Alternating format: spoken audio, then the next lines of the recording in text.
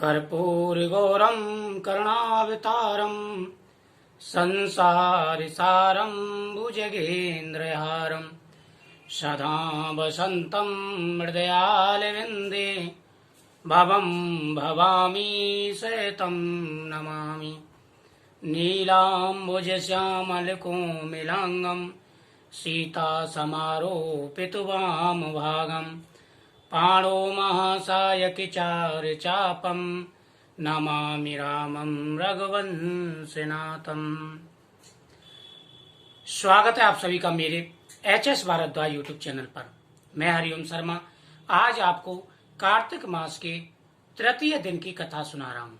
तीसरे दिन की कथा बहुत ही सुंदर कथा है। सालग्राम जी की पूजा विधि, कार्तिक मास का महत्व और सत्यभामा जी की कथा। बहुत ही सुंदर कथा। इस कथा के सुनने से सारी मनोकामनाएं पूरी हो जाती हैं। देवऋषि नारद ब्रह्मा जी से कहते हैं कि हे देवेश, आप मुझे उत्तम देव पूजन बताइए, मेरी बहुत सुनने की इच्छा है। ब्रह्मा जी बोले कि सुनो, गंडकी नदी के उत्तर और गिरिराज के दक्षिण में 40 कोस पृथ्वी महाक्षेत्र मानी जाती है। गंडकी नदी के उत्तर में और गिरिराज के दक्षिण में जो 40 कोस तक की जमीन होती है वह बड़ी पवित्र मानी जाती है। जिस किसी स्थान में गोमती चक्र तथा सालग्राम रहते हैं वहां निसंदेह मुक्ति हो जाती है। जहां पर सालग्राम और गोमती चक्र रहते हैं वहां के पुरुषों के जन्म पर्यंत के पातक नष्ट हो जाते हैं। जहां जिस नदी से सालग्राम जी उत्पन्न होते हैं और गोमती चक्र उत्पन्न होते हैं उस क्षेत्र के अंदर रहने वाले लोगों स्वतः ही मुक्ति के अधिकारी हो जाते हैं। अब सालग्राम की मूर्ति के निर्माल्य लेने का मंत्र कहते हैं। पापों के नाश करने वाले, अकाल मृत्यु दूर करने वाले, सब रोगों को दूर करने वाले सालग्राम जी की पूजा विधि कहते हैं। सालग्राम जी की जो लोग पूजा करते हैं उनकी सभी मनोकामनाएं पूरी हो जाती हैं। सालग्राम पूजा करने से हमारे सभी पाप नष्ट हो जाते हैं। मैं सालग्राम भगवान को नमस्कार करता हूं, सिर से धारण करता हूं। अब महत्व कहते हैं, शंख में जल भर करके भगवान के ऊपर चढ़ाया जल मनुष्य के अंग में लगे तो ब्रह्म हत्यादि पाप नष्ट हो जाते हैं। यानी आप जिस जल से सालग्राम भगवान को स्नान कराते हैं, अगर उस जल का आप पान करते हैं या शरीर पर अपने अंगों पर छिड़कते हैं तो उसी समय सारे पाप जल करके नष्ट हो जाते हैं। जो गोमती चक्र का निर्मल नित्य पीता है अथवा अंग में छिड़कता है तो ब्रह्म हत्यादि पाप नष्ट हो जाते हैं और हजारों अग्निहोष्ट यज्ञ का फल और सैकड़ों वाजपेयी यज्ञ का फल प्राप्त होता है। जो सालग्राम जी का जल पीते हैं, चरणामृत लेते हैं और गोमती चक्र का जल शरीर पर छिड़कते हैं उनको वाजपेयी यज्ञ का फल प्राप्त होता है। विष्णु का नैवेद्य खाने मात्र से जो फल मिलता है वही सालग्राम जी के जल पीने से मिल जाता है। जो मनुष्य विष्णु जी के आगे तुलसी मिश्रित नैवेद्य खाता है, चरणोदक पीता है, वह मनुष्य 10,000 यज्ञों से करोड़ों गुना पुण्य को प्राप्त करता है। जो लोग भगवान के नैवेद्य को अर्पण करते खाते हैं, भगवान को तुलसी दल अर्पण करके उसका प्रसाद ले ग्रहण करते हैं, उनको 10,000 अश्वमेध यज्ञों का फल प्राप्त होता है। सालग्राम शिला के पूजन में तीर्थ भावना स्तुति पूजा सामग्री नहीं हो तब भी कोई परेशानी नहीं है। सालग्राम जी की पूजा पूरे श्रद्धा भाव से अगर एक पुष्प चढ़ा करके भी आप करते हैं तब भी ब्रह्म हत्यादि पाप नष्ट हो जाते हैं।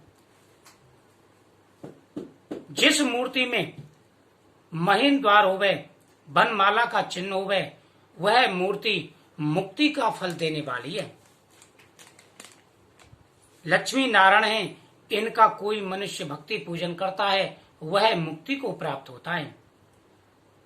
एक चक्र जिसमें हो उसको सुदर्शन कहते हैं, 2 चक्र जिसमें हो उसको नारायण कहते हैं, 3 चक्र जिसमें हो उसको अच्युत कहते हैं और 4 चक्र जिसमें हो उनको जनार्दन कहते हैं। यानी सालग्राम जी का भेद बता रहे हैं कि कौन से सालग्राम जी को कौन सा रूप माना जाता है।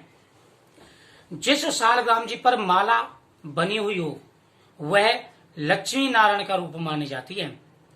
जिस सालग्राम जी पर एक चक्र बना हो उनको सुदर्शन चक्र, 2 बने हो उनको नारायण कहते हैं, 3 बने हो उन जिनमें उसको अच्युत कहते हैं, जिनमें 4 बने हो उनको जनार्दन कहते हैं, और 5 चक्र रहते वासुदेव, 6 चक्र प्रद्युम्न और 7 चक्र रहते संकर्षण और 8 चक्र पुरुषोत्तम कहते हैं। 9 चक्र सहित नवव्यूह और 10 चक्र सहित दशावतार कहते हैं। वहां पर विष्णु से चिन्हित जितने पत्थर हैं उन्हें दर्शन मात्र से मनुष्य सब पापों से मुक्त हो जाता है। यानी सालग्राम शिला पर जितने भी चक्र बने हों वह भगवान के अवतार माने जाते हैं। चक्र चिन्हित मूर्ति के पूजन में गुरु मंत्र, तपस्या, भावना, स्तुति, पूजा सामग्री ये ना हो तब भी भक्ति पूर्वक की गई पूजा भगवान स्वीकार करते हैं।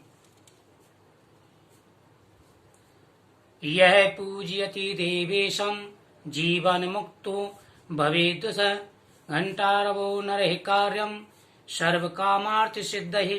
अर्थात चाहे पवित्र स्थान हो चाहे अशुद्ध स्थान हो, जिधर चक्र चिन्हित मूर्ति रहती है उनके चारों ओर 4 कोस तक जमीन पवित्र हो जाती है। वह जमीन पूजने योग्य होती है और वह क्षेत्र तीर्थ के समान हो जाता है। उसके मध्य में जो मर जाता है वह तपस्वी और पवित्र हो जाता है। जो भगवान का पूजन करता है वह जीवन मुक्त हो जाता है। हे नारद, भगवान के आगे जो कोई वीणा का शब्द करता है वह भगवान की योग्यता को प्राप्त करता है। जो कोई भगवान के आगे मृदंग बजा के नाचता है सो भगवान को बहुत प्रिय है। हे नारद, इस प्रकार से जो लोग भगवान की पूजा करते हैं उनके सभी पाप दूर हो जाते हैं। सालग्राम पूजा का बड़ा महत्व है। जो लोग जिस विधि से सालग्राम जी की पूजा करते हैं उनके जन्म जन्मांतर के पाप नष्ट हो जाते हैं। जो लोग सालग्राम जी के जल का अभिषेक करते हैं, सालग्राम जी को जल से स्नान कराते हैं, उस जल को अपने घर में छिड़कते हैं, वह घर पवित्र हो जाता है। हे नारद, अब मैं तुम्हें पूजन विधि बताता हूँ। ब्रह्मा जी बोले, हे नारद, तुम साधु और महाबुद्धिमान हो, तुमसे ज्यादा कोई दूसरा साधु नहीं। यह तुम्हारा प्रश्न बड़ा ही उत्तम है कि तुमने भगवान की पूजा विधि पूछी है। हे पुत्र, पापों के नाश करने वाली कथा सुनो, जिसके सुनने मात्र से मनुष्य पाप रूप बंधन से मुक्त हो जाता है। ब्रह्मा जी नारद जी को एक बहुत ही पवित्र कथा सुना रहे हैं। कहते हैं इस कथा के सुनने से सभी मनोकामनाएं पूरी हो जाती हैं। इसी प्रकार के यज्ञ के वास्ते आगे शौनक आदि ऋषियों ने नैमिषारण्य में सूत जी से पूछा। सर्वकाल में सबके हित में उत्कंठित रहने वाले मुनि ने सूत जी से पूछा कि साधुओं का दर्शन पवित्र होता है, संसार के भय का नाश करता है और सत्य ज्ञानियों को मुख्य करने वाला होता है। गंगा पाप का नाश करती है, चंद्रमा ताप को दूर करता है। साधूनां दर्शनम पुण्यम संसार भय नाशनम मुगिद्रम तत्व बुद्धिनाहम भुगिदम च समिनान गंगा पापम ससीतापम दैन्यम कल्पतरुस्ततः पापम तापम दैन्यम च हरते साधु संगम।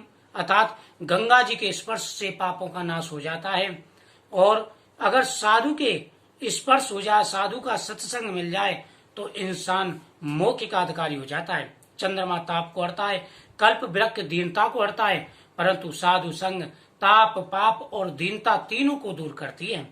इसमें किसी भी प्रकार का संदेह नहीं करना चाहिए।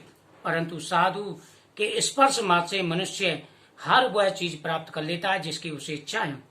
शौनक जी बोले, हे सूत जी, कार्तिक महीने का महत्व है, इतिहास प्रसंग विस्तार से कहता हूँ।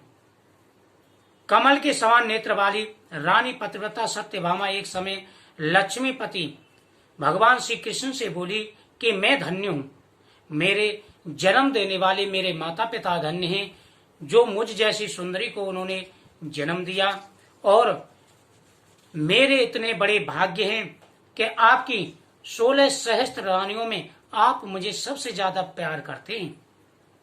1800 स्त्रियों में से मैं सबसे ज्यादा तुम्हें प्यारी हूँ। मैंने कल्प वृक्ष सहित आदि पुरुष भगवान तुमको विधि पूर्वक नारद जी के लिए दान किया। जिन कल्प वृक्ष की बात भूमि स्थित जीव नहीं जानते, यह कल्प इस समय हमारे घर में स्थित है और त्रिलोक के स्वामी मैं तुम्हारी पत्नी हूँ। इससे हे मधुसूदन कुछ पूछने की इच्छा हुई है। यानी सत्य मामा जी भगवान से कहती हैं कि हे प्रभु, मैं बड़ी भाग्यशाली हूँ, मुझे देने वाले मेरे माता पिता बड़े भाग्यशाली हैं कि इतनी आपकी रानियां हैं, उन सब में आप मुझे सबसे ज्यादा स्नेह करते हैं। मेरे घर में कल्प वृक्ष है, मेरे आंगन में जो देवताओं को भी दुर्बल है। जो तुम्हारे प्रियतम हो सो विस्तार पूर्वक कहिए। तो उन्होंने कहा कि प्रभु मेरी पूछने की इच्छा है। भगवान कृष्ण कहते हैं कि हे भद्रे, जो तुम्हारी इच्छा वो मुझे पूछो। हे देवी, जो तुम्हारे मन में है वह पूछ सकते हैं।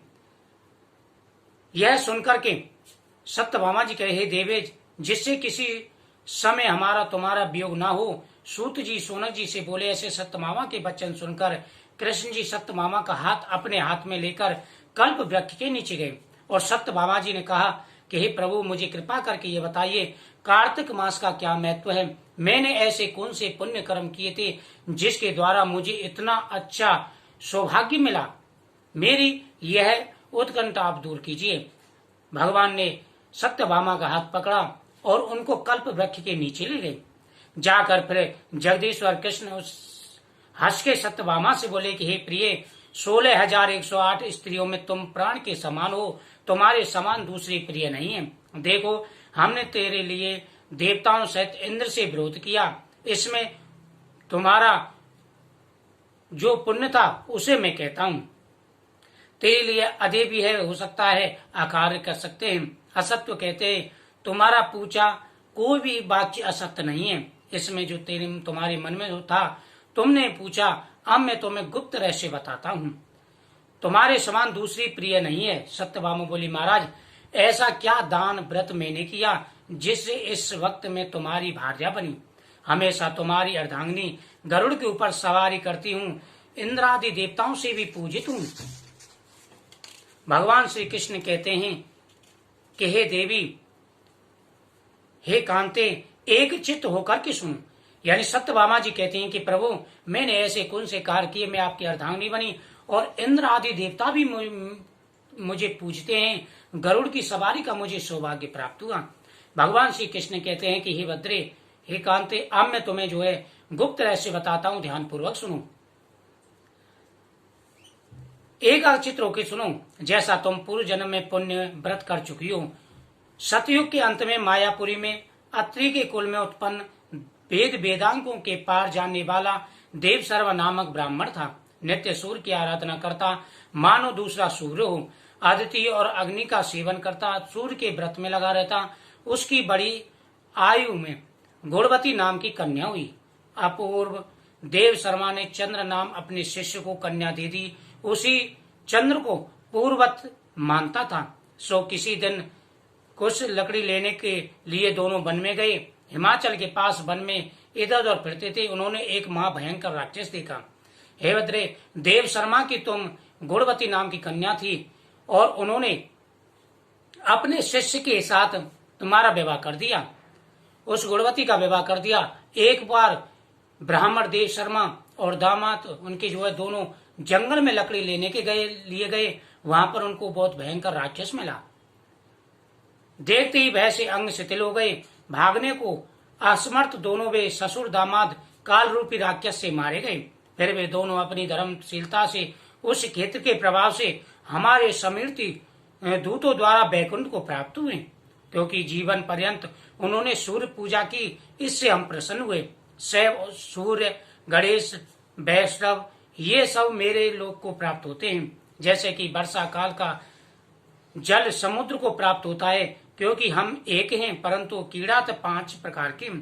जैसा कि कोई देवदत्त, नाती, पुत्र आदि नामों का हो, उसके पीछे एक ही होता है। दोनों देव शर्मा और चंद्र शर्मा हमारे लोक को आए। हे देवी, सूर्य, दुर्गा, शिव, वैष्णव इनकी पूजा करने वाला हमारे लोक को प्राप्त होता है। जैसे एक परिवार में अलग अलग नाम होते हैं लेकिन उनका कर्ता एक ही होता है, उसी प्रकार से हमारे रूप अलग अलग है लेकिन हम एक ही हैं। इस प्रकार से वह बैकुंठ को प्राप्त हुए। उसके पीछे राक्षस द्वारा मारे पिता और पति को सुनकर के दुख के मारे गुणवती संताप को प्राप्त हुई। अब गुणवती रोदन करती हुई बोली, हे नाथ, हे पिता, मुझे छोड़कर किधर गई? बिना तुम्हारे मैं क्या करूंगी? अब घर में बैठी दरिद्रता मलिन मुझको वस्त्र और भोजन कौन देगा? भाग्य सुख आशा जीवन से रहते मैं किसकी शरण में जाऊं? जो मेरा दुख दूर करे, क्या करूं? किधर जाऊं? किधर बैठूं? ऐसे सुख करके वह गुणवती रो रही थी। यानी उसने कहा कि हे पिता, आप भी चले गए, मेरे पति भी चले गए, अब मैं किसके सहारे जीवन व्यतीत करूंगी? मैं किसके सहारे रहूंगी? इस प्रकार से वह रोदन करती जैसे कुंवारी पखड़ी रोती है। इस प्रकार रोदन करके जमीन में गिरी जैसे कि हवा का मारा केला का पत्ता गिर जाता है। बहुत समय के बाद होश आया तो फिर रोती हुई दुख रूपी सागर में डूब गई। शुभ कर्म करने वाली उसी गुणवती के घर का सब सामान बेचकर यथाशक्ति पति और पिता की क्रिया की। यानी जो घर में सामान था वह सारा सामान उसने बेचा। उसके द्वारा जो धन प्राप्त हुआ, द्रव्य प्राप्त हुआ, उससे उसने अपने पिता और पति का क्रियाक्रम पूरा किया। फिर विष्णु भक्ति तथा सत्य सोच में तत्पर गुणवती उसी में रही और उसने जन्म से मरण तक 2 व्रत किए, एक एकादशी का, दूसरा कार्तिक मास का। कृष्ण जी बोले कि हे कांते, ये दोनों व्रत हमारे बहुत प्रिय हैं, मुक्ति पुण्य पुत्र धन देने वाले हैं। कार्तिक में तुला के सूर्य में जो प्रातः काल में स्नान करते हैं वे महापातक भी मुक्ति को प्राप्त हो जाते हैं। जो मनुष्य कार्तिक में स्नान करता है, दीपदान करता है, गौ माता की सेवा करता है, विष्णु की पूजा करता है, विष्णु मंदिर में मार्जन करता है, झाड़ू लगाता है, वह बैकुंठ का अधिकारी हो जाता है, जीवंत मुक्त हो जाता है। इस प्रकार 3 दिन भी करे तो ऐसा फल मिलता है जो देवताओं को भी दुर्बल है। सो कार्तिक मास में इस प्रकार गुणवती ने विष्णु जी की सेवा में मन लगा करके प्रति वर्ष किया।